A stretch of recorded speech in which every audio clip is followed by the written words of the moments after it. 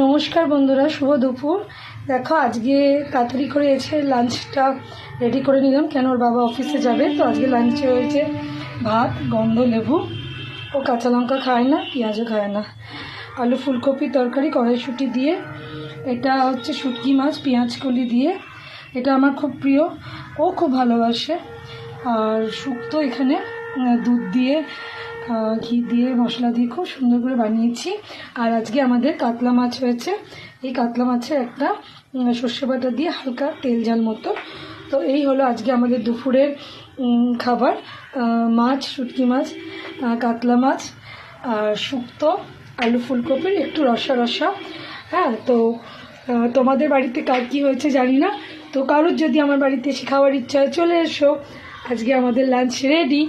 তো টাটা বন্ধুরা, পরে আবার কথা হচ্ছে, ঠিক আছে।